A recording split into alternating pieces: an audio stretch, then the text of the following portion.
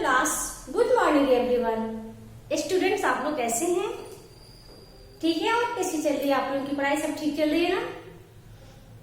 Okay students, तो अभी आपका संस्कृत पीरियड है और संस्कृत में अभी आप लोग पाठ 15 पढ़ेंगे और पाठ 15 में आज आपको पढ़ना है समुद्र तट। पाठ 15 का शीर्षक है समुद्र तट यानी समुद्र का किनारा। और स्टूडेंट्स, आप लोगों ने लास्ट पाठ यानी इसके पहले वाले पाठ में पुस्तकालय पढ़े थे, लाइब्रेरी पढ़े थे और आज आप लोग समुद्र तट यानी समुद्र का किनारा सी बैंक। तो स्टूडेंट्स, पहले इस पाठ को पढ़ने से पहले हम लोग कठिन शब्दार्थ पे विचार करेंगे। इसके कठिन शब्दार्थ का उच्चारण करना सीखेंगे और उसके अर्थ को जानेंगे। तो आइए हम आपको पहले कठिन शब्दार्थ को बताते हैं। मैं बोर्ड पे लिखी हूँ। पर्यटनाय यानी घूमने के लिए, केचन यानी कुछ लोग, तेसु केचन उनमें से कुछ, जल विहारम पानी में घूमना, पानी में आनंद लेना, बालू का भी रेत से, प्रवाहयंती बहा ले जाती है, स्वैरम यानी अपनी इच्छा अनुसार, अपनी इच्छा से, विहरंती यानी घूमते हैं, दीर्घतम यानी सबसे बड़ा, सबसे लंबा, ज्ञायते यानी जाना जाता है। ज्ञायते का अर्थ होता है जाना जाता है, कथ्यते यानी कहा जाता है, पूर्व दिशायाम यानी पूर्व दिशा में, संगम यानी मिलने का स्थान, जहाँ बहुत सारी नदियां एक जगह मिलती हैं, वहाँ उसे हम लोग संगम कहते हैं, युगपदेव यानी एक साथ ही, तटे यानी तट पर, किनारे पर, इति यानी ऐसा, भारतस्य यानी भारत का, भारत में षष्ठी विभक्ति का प्रयोग हुआ है, तीसरीसु दिशासु, तीसरीसु दिशासु यानी तीनों दिशाओं में। ओके स्टूडेंट्स, तो ये है आपका कठिन शब्दार्थ। तो आप लोग पहले कठिन शब्दार्थ को पढ़ना सीखेंगे, इसका शुद्ध उच्चारण करना सीखेंगे और इसके अर्थ को जानेंगे, फिर आप लोग पाठ पढ़ेंगे। ओके स्टूडेंट्स, तो आइए हम लोग पढ़ते हैं समुद्र तट सी बैंक। ऐसा समुद्र तट, यह समुद्र तट है, अत्र जना पर्यटनाय आगच्छन्ति, यहाँ लोग पर्यटन के लिए आते हैं, घूमने के लिए आते हैं, केचन तरंग क्रीडन्ति, उनमें से कुछ लहरों से क्रीड़ा करते हैं, केचन च नौका भी जल विहारम कुर्वन्ति, कुछ नौकाओं द्वारा जल विहार करते हैं यानी जल में आनंद करते हैं, तेसु केचन कंदुकेन क्रीडन्ति, कंदुकेन का अर्थ होता है गेंद, उनमें से कुछ गेंद से खेलते हैं, बालिका बालका च बालुका भी बालुका गृहम रचयन्ति, यानी कि लड़कियां और लड़के रेत से घर बनाते हैं, मध्य मध्य तरंगा बालुका गृहम प्रवाहयन्ति, मध्य मध्य यानी बीच बीच में लहरें रेत का घर बहा ले जाती हैं, बालुका गृहम यानी रेत का घर। बच्चे खेलने के लिए नदी किनारे रेत का घर बनाते हैं, लेकिन बीच बीच में जो तरंग आती है समुद्र का, वो बहा ले जाती है। ऐसा क्रीड़ा प्रचलति एवं, यह खेल चलता ही रहता है।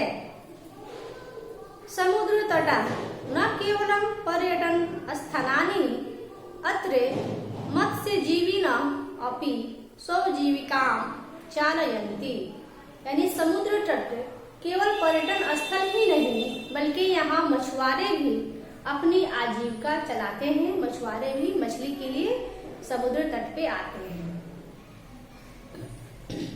अस्माकं देशे यानी कि हमारे देश में, बहवः समुद्र तटः सन्ति। हमारे देश में बहुत से समुद्र तट हैं। एतेषु मुंबई, गोवा, कोच्चि, कन्याकुमारी, विशाखापत्तनम, पुरी तटा अतीव प्रसिद्धा सन्ति। इनमें से मुंबई, गोवा, कोच्चि, कन्याकुमारी, विशाखापत्तनम तथा पुरी का तट बहुत प्रसिद्ध है। गोवा तटः वैदेशिक पर्यटकेभ्यः समधिकं रोचते। गोवा का तट विदेशी पर्यटकों को बहुत ज्यादा पसंद है। गोवा बहुत ही सुंदर जगह है, वहाँ बहुत ज्यादा पर्यटक आते हैं घूमने के लिए। ठीक है। विशाखापत्तनम तटः वैदेशिक व्यापाराय प्रसिद्ध। विशाखापत्तनम का जो तट है विदेशी व्यापार के लिए प्रसिद्ध है। ठीक है। गोवा पर्यटक के लिए प्रसिद्ध है, विशाखापत्तनम विदेशी व्यापार के लिए प्रसिद्ध है। कोच्चि तट नारिकेल फलभ्य ज्ञाते। और कोच्चि का तट नारियल का के लिए प्रसिद्ध है, नारियल के लिए जाना जाता है। मुंबई नगरस्य जुहू तटे सर्वे जना सवैरम विहरन्ति। मुंबई नगर के जुहू तट पर सब लोग अपनी इच्छा अनुसार विहार करते हैं, यानी आनंद करते हैं। चेन्नई नगरस्य मेरीना तट देशस्य सागर तटेषु दीर्घतमः। यानी चेन्नई नगर का मेरीना तट देश के समुद्र तटों में सबसे लंबा है। देश के समुद्र तटों में सबसे लंबा कौन है? चेन्नई नगर का मेरीना तट। भारतस्य तीसरीषु दिशासु समुद्र तटः सन्ति। भारत की तीनों दिशाओं में समुद्र तट हैं। अस्माद् एव कारणात् भारत देशे प्रायद्वीप इति कथ्यते। इसी कारण से भारत देश को प्रायद्वीप भी कहा जाता है। पूर्व दिशायां बंगोपसागरः, दक्षिण दिशायां हिंद महासागरः, पश्चिम दिशायां अरब सागरः च अस्ति। पूर्व दिशा में बंगाल की खाड़ी, दक्षिण दिशा में हिंद महासागर और पश्चिम दिशा में अरब सागर है। ठीक है। तीनों दिशा में महासागर है, इसलिए इसे प्रायद्वीप भी कहा जाता है हमारे देश को।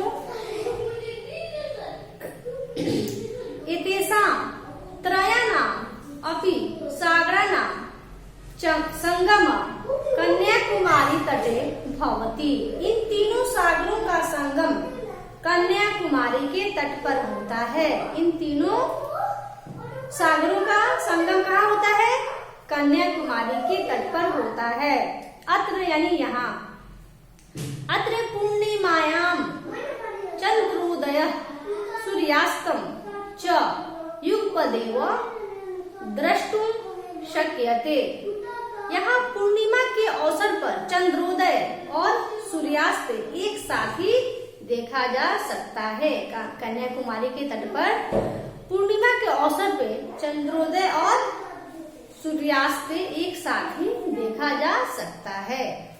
ओके स्टूडेंट्स, तो ये है आपका पाठ 15 समुद्र तट। तो बच्चों आप लोग भी पहले इस कठिन शब्दार्थ को याद करेंगे, पढ़ना सीखेंगे और फिर आप लोग पाठ 15 को पढ़ेंगे, इसका रीडिंग देंगे, इसके अर्थ को जानने की कोशिश करेंगे।